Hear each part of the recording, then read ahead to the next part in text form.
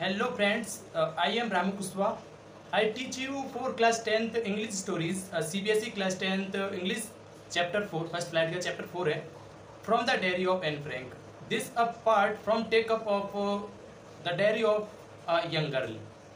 And I read these stories from the diary of Anne Frank, and writer itself Anne Frank. And Anne Frank about in these stories our journey, and tells about our freedoms. And Anne Frank is a confident girl. So and in the diary of Anne Frank tell about the stories while they were heading during the World War II. मतलब है कि इस stories में from the diary of Anne Frank है, chapter का name है ये अपनी स्टोरीज का। ये एक novel book the diary of a young girl से लिया हुआ पार्ट है from the diary of Anne Frank, और इसके राइटर ही अपनी एन फ्रैंक हैं। बिल्कुल एनसीईआरटी की लाइन बाई लाइन पढ़ेंगे फुल एक्सप्लेनेशन के साथ। चलिए स्टार्ट करते हैं। चलिए स्टार्ट करते हैं। तो एनालिसिस मैरी एन फ्रैंक 12 जून 1929 में उनका बॉर्न हुआ था, यानी कि जन्म हुआ था, एंड फरवरी मार्च 1945 में उनकी डेथ हुई थी। और वह एक जर्मन की एक ज्विश गर्ल थी, मतलब एक यहूदी लड़की थी, जिसने सेकंड वॉर में नीदरलैंड पर जर्मन के कब्जे के दौरान एम्स्टर्डम में अपने परिवार और 4 दोस्तों के साथ चिपते हुए लिखा था। तो फिर यहाँ पर जर्मनी में नाजियों के सत्ता हासिल करने के बाद उनका परिवार एम्स्टर्डम चला गया था, लेकिन जब नाजी का कब्जा नीदरलैंड तक बढ़ गया तो वे फंस गए थे। जैसे जैसे ज्यूइश पॉपुलेशन मतलब यहूदी आबादी के खिलाफ उत्पीड़न बढ़ता गया, तो फिर परिवार जुलाई 1942 में उनके पिता ऑटो फ्रैंक के जो ऑफिस बिल्डिंग है उसके पीछे छिपे हुए कमरों में छिप गए थे। और 2 साल छिपने के बाद समूह को धोखा दिया गया और एकाग्रत शिविर प्रणाली में जाया गया, जहां एन फ्रैंक की उसकी बहन मार्गोट फ्रैंक के कुछ दिनों के भीतर बर्गन बेल्सन में टाइफस से मृत्यु हो गई और उसके पिता ऑटो समूह के एकमात्र जीवित बचे व्यक्ति थे। युद्ध समाप्त होने के बाद एम्स्टर्डम लौट आए और पाया कि उनकी डायरी बच गई थी। यह मानते हुए कि यह एक अनोखा रिकॉर्ड था, उन्होंने इसे the diary of young girl के नाम से इंग्लिश में पब्लिश करने के लिए एक्शन लिया।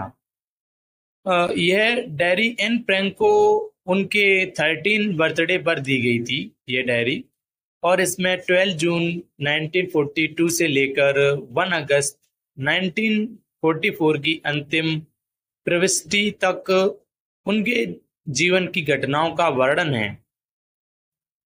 इसका मूल मतलब जो इसका ओरिजिनल डच लैंग्वेज से इसे कई लैंग्वेज में इसका ट्रांसलेट किया गया, और यह वर्ल्ड की सबसे भाषाओं में से लैंग्वेज में से एक बन गई। ये बुक्स रीड कई फिल्में भी आ चुकी हैं, टेलीविजन और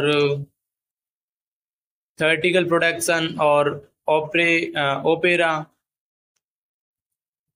यहाँ तक कि डायरी पर आधारित एक ओपेरा भी आ चुका है वो भी है। इसे एक परिपक्व और अंतर्दृष्टिपूर्ण दिमाग का काम बताया गया है। यह डायरी नाजी कब्जे के तहत दैनिक जीवन की एक अतरंग परीक्षा प्रदान करती है। एन फ्रैंक नरसंहार पीड़ितों में से सबसे प्रसिद्ध और चर्चित लोगों में से एक बन गई। तो फिर यहाँ पर हमने कुछ एन फ्रैंक के बारे में जाना, ठीक है। तो यहाँ पर हमने कुछ मेन पॉइंट को यहाँ पर हमने देख लिया था, ठीक है। देखिए ये एक फोटो है एन फ्रैंक की है, और इसके नीचे क्या लिखा हुआ है कि दिस इज अ फोटो, मतलब यह एक फोटो है एज क्योंकि I would wish myself to look all the time. मैं चाहता हूं कि मैं इसे हर समय देखता रहूं। Then I I would maybe have a chance to come to Hollywood. तब शायद मुझे मौका मिले हॉलीवुड में आने के लिए। एन फ्रैंक 10 अक्टूबर 1942। चलिए अब स्टार्ट करते हैं। और यहाँ पर देखो नेक्स्ट पेज पर एक्टिविटी दी गई है, तो हम यहाँ पर एक्टिविटी को नहीं पढ़ने वाले हैं। एक्टिविटी को यहाँ पर हम स्किप कर रहे हैं। I hope you are understanding these videos and about from Anne Frank, this first page, and about for Anne Frank. I hope you are understanding these videos and you have learned from these videos from chapters from the diary of Anne Frank written by Anne Frank. Just like a videos, I hope,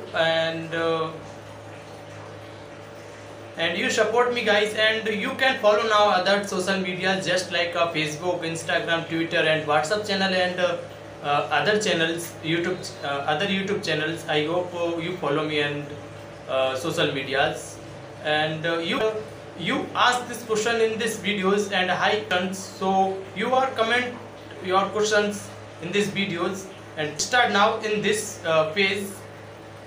Writing in a diary is a really strange experience for someone like me. Mean that मतलब है इसका कि मेरे जैसे किसी व्यक्ति के लिए डायरी में लिखना वास्तव में एक अजीब अनुभव है।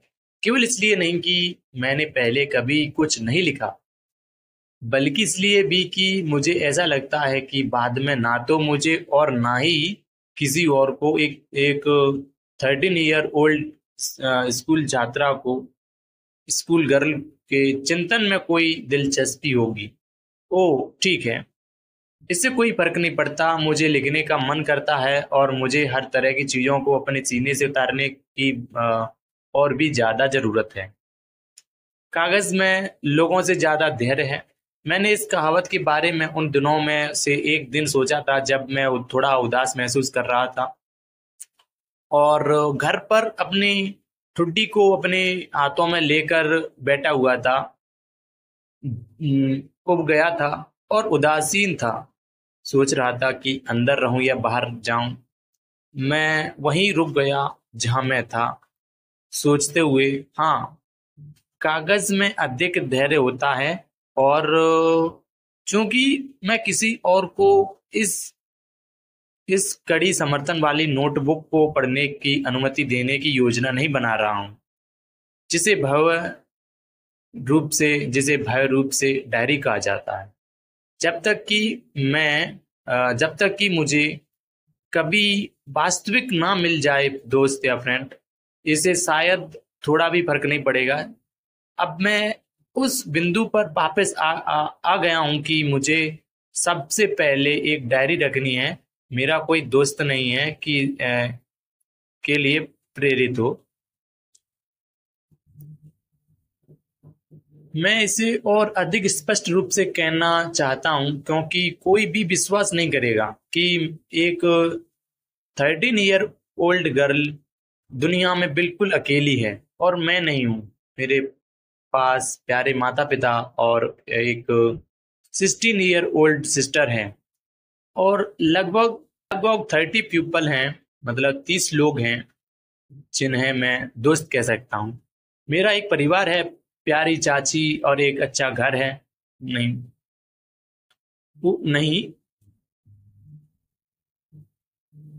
ऊपर से देखने पर लगता है कि मेरे पास सब कुछ है सिवाय मेरे एक सच्चे दोस्त के। जब मैं दोस्तों के साथ होता हूं तो बस अच्छा समय बिताने के बारे में सोचता हूं। मैं रोजमर्रा की सामान्य चीजों के अलावा किसी और चीज के बारे में बात करने के लिए खुद को तैयार नहीं कर पाता। ऐसा लगता है कि हम और करीब नहीं आ पा रहे हैं और यही समस्या है। शायद यह मेरी गलती है कि हम एक दूसरे पर विश्वास नहीं करते हैं। किसी भी मामले में चीजें ऐसी ही हैं और दुर्भाग्य से वह बदलने की मामले में बदलने के लिए उत्तरदायी नहीं है। यही कारण है कि मैंने डायरी शुरू की लिखना, गुप्त रूप से अपनी अ, कल्पना में इस लंबे समय से प्रतीक्षित मित्र की छवि को बेहतर बनाने के लिए। मैं इस डायरी में तथ्यों को उस तरह से लिखना नहीं चाहता जैसे कि ज्यादातर लोग करते हैं, लेकिन मैं चाहता हूं कि डायरी मेरी मित्र बने, और मैं ऐसा करने जा रहा हूं। इस मित्र को किट्टी कहो। अब अगले पेज पर आ गए तो यहाँ पर देखो लिखा हुआ है कि ओरल कॉम्प्रिहेंशन क्वेश्चन है ये, ठीक है। ओरल कॉम्प्रिहेंशन चेक मतलब ओरल कॉम्प्रिहेंशन क्वेश्चन है यहाँ पर। तो पहले क्वेश्चन में लिखा हुआ है पहले में कि एन फ्रैंक के लिए डायरी में लिखना एक अजीब अनुभव क्यों है। सेकंड है कि एन फ्रैंक एक डायरी क्यों रखना चाहती थी। थर्ड ये है कि एन ने ऐसा क्यों सोचा कि वह लोगों की तुलना में अपनी डायरी में अधिक विश्वास कर सकती है। ठीक है, तो यहाँ पर थर्ड क्वेश्चन थे। आई होप आपको ये तो समझ में आ गया होगा। थर्ड क्वेश्चन को आपको आ रहे होंगे तीनों क्वेश्चन। नहीं आ रहे तो लास्ट में मैं इन सबको बता दूंगा, ठीक है। चलिए अब यहाँ से स्टार्ट करते हैं। सिंस मतलब चूंकि अगर मैं सीधे इसमें उतर जाऊं तो कोई भी किट्टी को मेरी कहानियों का एक शब्द भी नहीं समझा पाएगा। बेहतर होगा कि मैं अपने जीवन का एक संक्षिप्त विवरण प्रदान करूं, क्योंकि मुझे ऐसा करना पसंद नहीं है। मेरे पिता, सबसे प्यारे पिता जो मैंने अब तक देखे हैं, उन्होंने मेरी माँ से तब तक शादी नहीं की जब तक वह 36 वर्ष की नहीं हो गए और वह 25 वर्ष की नहीं हो गई। मेरी बहन मार्गोट का जन्म 1926 में जर्मन के फ्रैंकफर्ट में हुआ था और मेरा जन्म 12 जून 1929 को हुआ था। मैं 4 साल की उम्र तक फ्रैंकफर्ट में रही और मेरे पिता 1933 में हॉलैंड चले गए। मेरी माँ एडिथ हॉलैंड फ्रैंक सितंबर में उनके साथ हॉलैंड गई, जबकि मार्गोट और मुझे हमारी दादी के साथ रहने के लिए आचेन भेज दिया गया। मार्गोट दिसंबर में हॉलैंड गई और मैं फरवरी में गया। जब मुझे मार्गोट के जन्मदिन के उपहार के रूप में मेज पर लेटा दिया गया तो मैंने तुरंत मॉन्टेसरी नर्सरी स्कूल से शुरुआत की। मैं 6 साल की उम्र तक वहाँ रहा। उस समय मैंने पहली बार शुरुआत की थी कि छठे रूप में मेरी शिक्षिका प्रधानाध्यापिका श्रीमती कुपेरस थी। कौन थी? श्रीमती कुपेरस थी। साल के अंत में जब हमने हृदय विदारक विदाई ली तो हम दोनों की आंखों में आंसू थे। और 1941 की गर्मियों में दादी बीमार पड़ गई और ऑपरेशन करना पड़ा, इसलिए मेरा जन्मदिन बहुत कम उत्सव के साथ बीता। जनवरी 1942 में दादी की मृत्यु हो गई। कोई नहीं जानता कि मैं कितनी बार उनके बारे में सोचती हूँ, या आए की बात है सोचती हूँ, ठीक है। और अब भी उनसे प्यार करता हूँ। 1942 में इस जन्मदिन समारोह का उद्देश्य दूसरों की भरपाई करना था और दादी की मोमबत्ती बाकी चीजों के साथ जलाई गई थी। हम चारों अभी भी अच्छा कर रहे थे और यह मुझे 20 जून 1942 की वर्तमान तारीख और मेरी डायरी के गंभीर संप्रण पर ले आता था। अब यहाँ पर फिर ओरल क्वेश्चन आ गए। तो पहला है कि एन है अपने जीवन का संक्षिप्त विवरण क्यों प्रदान करती थी, जो हाल ही हम थोड़ी देर पहले पढ़ के आए थे दादी। और सेकंड है कि आपको क्या पता चलता है कि एन अपनी दादी से प्यार करती थी, ठीक है।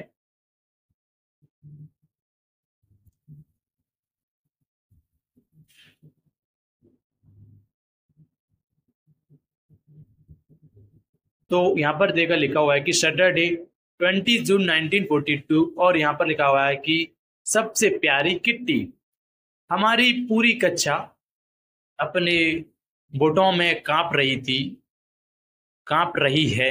बेशक इसका कारण आगामी बैठक है जिसमें शिक्षक तय करते हैं कि कौन अगले फॉर्म में जाएगा और वापस रखा जाएगा।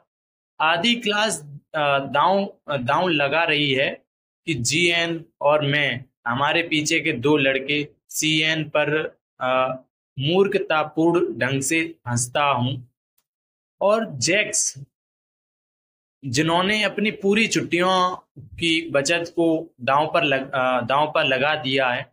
सुबह से रात तक तुम गुजर जाओगे का आलम है। नहीं, मैं नहीं हूं। हाँ, आप हैं। नहीं, मैं नहीं हूं। हाँ, यहाँ तक कि जी की बिनती भारी निगाहों और मेरा भरा गुस्सा था, उन्होंने शांत नहीं कर पाता। यदि आप मुझसे पूछें तो इतने सारे डमी हैं कि लगभग एक चौथाई कक्षा को पीछे रखा जाना चाहिए, लेकिन शिक्षक पृथ्वी पर सबसे अप्रत्याशित प्राणी है। मैं अपनी गर्लफ्रेंड और अपने बारे में इतना चिंतित नहीं हूं। हम इसमें बनाएंगे एकमात्र विषय जिसके बारे में मैं निश्चित नहीं हूं, वो है गणित है। वैसे भी हम बस इंतजार कर सकते हैं, और तब तक हम एक दूसरे से कहते रहते हैं कि हिम्मत मत हारो। मेरी अपने सभी शिक्षकों के साथ बहुत अच्छी बनती है। उनमें से 9 हैं, 7 पुरुष और 2 महिलाएं। मिस्टर किसिंग, गणित पढ़ाने वाले बूढ़े व्यक्ति, मुझसे बहुत समय से नाराज थे क्योंकि मैं बहुत बातें करती थी या करता था। कई चेतावनियों के बाद उन्होंने मुझे अतिरिक्त होमवर्क सौंपा। ये चैटर बॉक्स, क्या लिखने के दिया था? चैटर बॉक्स विषय पर एक निबंध। एक चैटर बॉक्स, आप उसके बारे में क्या लिख सकते हैं? मैं इसके बारे में बाद में चिंता करूंगा। मैंने फैसला किया है कि मैंने शीर्षक के लिए अपनी नोटबुक में लिख लिया, उसे अपने बैग में रख लिया और चुप रहने की कोशिश की।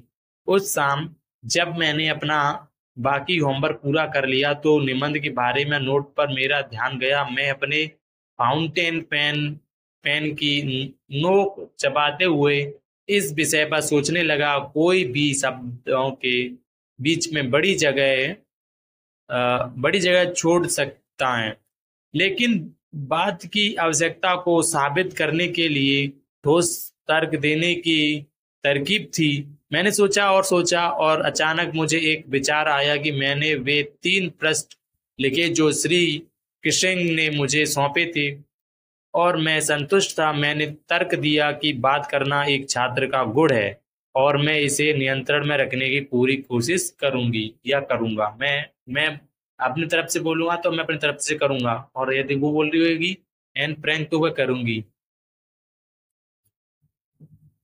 फिर लेकिन मैं कभी भी इस आदत से खुद को मुक्त नहीं कर पाऊंगा, क्योंकि मेरी माँ मुझे ज्यादा नहीं तो उतनी ही बातें करती थी, और विरासत में मिले गुणों के बारे में आप ज्यादा कुछ नहीं कर सकते। मिस्टर किशिंग मेरे तर्कों पर खूब हंसे, लेकिन जब मैं अगले पार्ट के बारे में अपनी बात कहने लगा तो उन्होंने मुझ पर दूसरा निबंध सौंपा।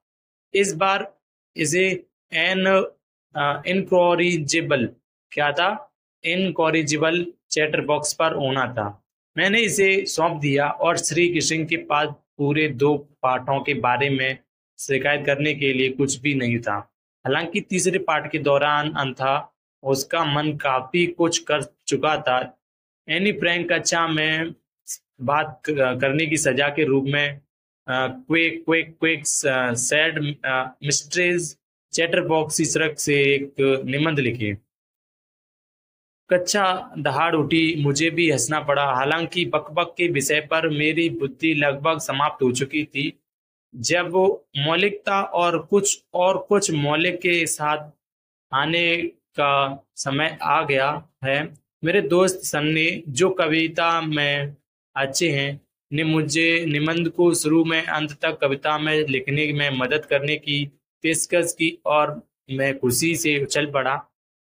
मिस्टर किशिंग इस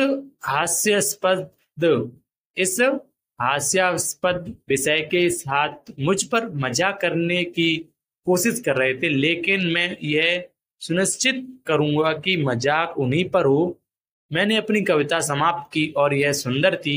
यह कि माँ बतख और एक पिता हंस के साथ 3 बच्चे बतख के बारे में था, जिन्हें पिता ने काट कर मार डाला था क्योंकि वे बहुत अधिक चिल्लाते थे। सौभाग्य से श्री कृष्ण ने मजाक को सही तरीके से लिया। उन्होंने पढ़ा कक्षा में कविता, अपनी टिप्पणियाँ जोड़ना और साथ ही कई अन्य कक्षाओं में भी। तब से मुझे इस बात की अनुमति दी गई और कई अतिरिक्त होमवर्क नहीं सौंपा गया है। इससे विपरीत मिस्टर कृष्ण आजकल हमेशा चुटकुले बनाते रहते हैं। आपका अपना एन। एक युवा लड़की की डायरी से थोड़ा सा रूपांतरण के लिए निकाला गया है। Thank you guys. Watch now in this videos. And now you are watch this video, so very thank you. As well as very well. If are watching in these videos here, that's a very thank you. यदि आप इस video को अभी तक देख रहे हैं तो very thank you. And आप मेरी वीडियो में लाइक कमेंट करें, लाइक जरूर करें और कमेंट करें और अपने दोस्त को शेयर जरूर करें। एंड वीडियो में आपको कमेंट वो करना है जैसे मैंने कुछ या गलत वर्ड यूज़ कर दिया है या कुछ गलत वर्ड का अर्थ उल्टा बता दिया है, कुछ मेरी गलत है जो आपको इसमें कुछ डाउट लग रहा है या गलत है, उसको आपको वीडियोस करना और आपको कमेंट जरूर करना है। और खास करके कमेंट ये करना है जैसे मैंने कहीं पर गलती की है तो उस गलती को आपको कमेंट में डाउन जरूर करना है, जिससे मैं अगली वाली वीडियो आने पर मैं उसको सुधार सकूँ अपनी गलतियों को। ठीक है, आपको मेरी गलतियों को कमेंट में लिखना है। आप यदि मेरी गलतियों को आप कमेंट में बताओगे तो मैं जिससे अपनी आने वाली वीडियो में उसको मैं सुधार सकूँगा। ठीक है, यदि आपको मेरी वीडियो अच्छी लगी है तो लाइक जरूर करें एंड शेयर करें अपने दोस्तों को, और सब्सक्राइब तो आपने कर लिया होगा यहाँ तक। अब नेक्स्ट स्टोरीज इसकी 5 चैप्टर आएगा इसका अपना, और आप सपोर्ट करें भाई।